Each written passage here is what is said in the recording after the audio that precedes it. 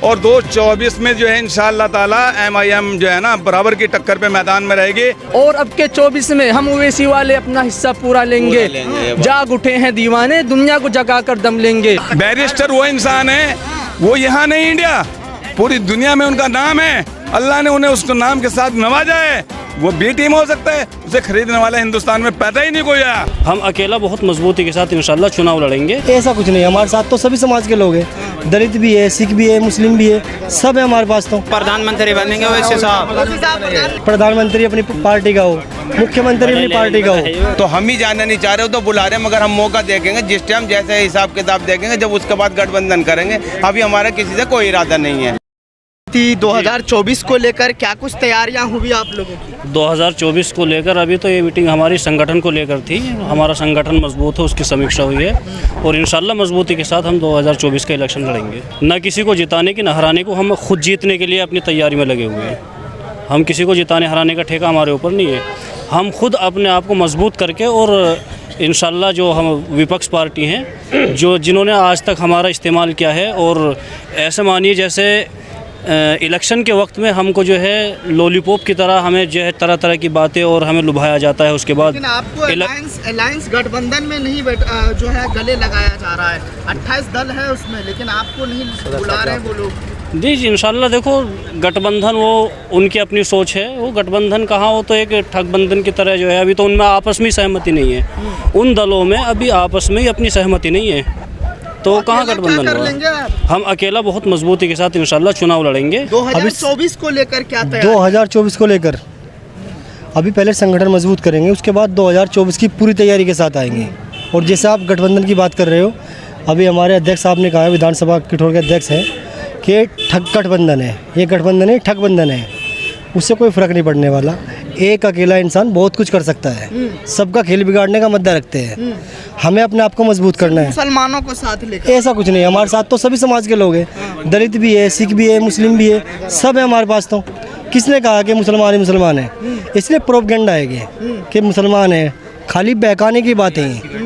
आप देखो हमारे साथ पंडित समाज भी जुड़ा हुआ है, दलित समाज भी जुड़ा हुआ है, जाटो समाज भी है, सिख भी है, कौन नहीं हमारे साथ में?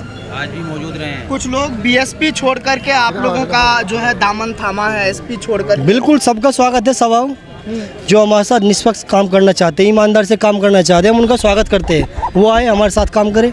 जो संविधान को बचाना चाहता है वो मजलिस में आए, उसका स्वागत है। 2024 में आप लोग क्या सोच रहे हैं कि ओवैसी साहब प्रधानमंत्री बने? बिल्कुल हर कोई सोचता है अपनी पार्टी का मेन लीडर मुख्यमंत्री बने, प्रधानमंत्री बने। इधर आओ।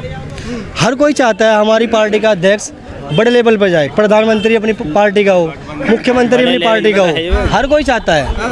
हम भी सोच रहे हैं, हमारी ख्वाहिश है क्या ऐसा साहब प्रधानमंत्री बनेंगे वैसे साहब, वैसे साहब 543 है। मैं मोहम्मद आसिफ सैफी हूँ, वार्ड नंबर 79 से पार्षद हूँ, मेरठ से। तो हम ही जाना नहीं चाह रहे हो तो बुला रहे हैं, मगर हम मौका देखेंगे जिस टाइम जैसे हिसाब किताब देखेंगे, जब उसके बाद गठबंधन करेंगे। अभी हमारा किसी से कोई इरादा नहीं है। मैं कहना चाह रहा हूँ, आप कह रहे हैं ना कि B टीम में C टीम में, ऐसा कुछ भी नहीं है। मैं सिर्फ एक शेर में आपका जवाब देना चाहता हूँ कि ऐसा भी वक्त आएगा, कोनो मका ताज़ीम करेंगे, जो भी कहेंगे हम दीवाने अहले खिरत तस्लीम करेंगे। और अब के 24 में हम ओवैसी वाले अपना हिस्सा पूरा लेंगे। जाग उठे हैं दीवाने, दुनिया को जगा कर दम लेंगे। और सोचा है ओवैसी के दीवानों ने, अब कुछ भी हो हर हाल में अपना हक लेंगे। इज्जत से जिए तो जी लेंगे, या जामे शहादत पी लेंगे। और कुछ वक्त की खामोशी है, फिर शोर आएगा। तुम्हारा सिर्फ वक्त है, हमारा दौर आएगा।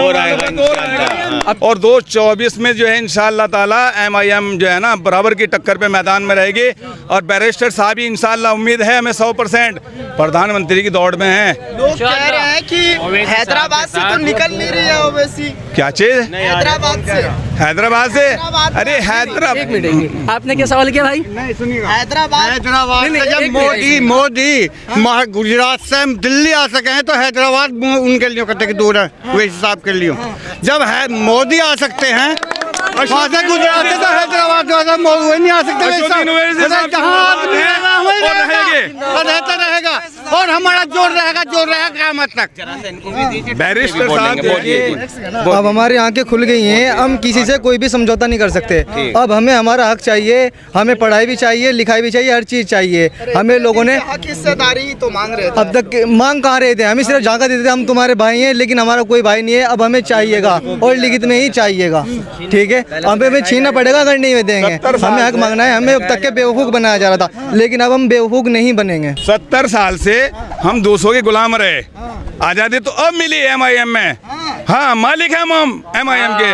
अरे हम तो गुलाम थे कांग्रेस के, हम गुलाम थे आपके सपा के, हम गुलाम थे BSP के, हम गुलाम थे जो है और अधिक पार्टियों के। अरे मुल्ला कहाँ का मुलायम था वो, मुल्ला तो हम है माशाअल्लाह। ये सब ढोंगी बन के हाँ, आए हैं, और हमारी सुनो, वोट का एक फायदा मिनट। उठाया है इन्होंने। एक मिनट यार बात को, और कुछ नहीं हुआ इन्हें। एक चीज बैरिस्टर वो इंसान है, वो यहाँ नहीं इंडिया, पूरी दुनिया में उनका नाम है।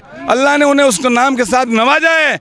वो B टीम हो सकता है, उसे खरीदने वाला हिंदुस्तान में पैदा ही नहीं कोई आया। मेरे दोस्तों, इन सब ने मैं हमारी अपनी- वोट का फायदा नाजायज फायदा उठाया है। सब ढोंग बदल के आए हैं, टोपी ओढ़ी, दाढ़ी बढ़ाई, सब ने मुसलमानों का नाजायज फायदा उठाया है। और हमें इस टाइम बैरिस्टर साहब मिले हैं जो हमारी हक और इंसाफ की आवाज़ बन रहे हैं इस टाइम। और कोई जिससे भी मुसलमानों के नेता थे, जो भी थे, सबसे कहा कि हिजाब के मुद्दे पे बोलो, अखिलेश को आवाज़ नहीं आई।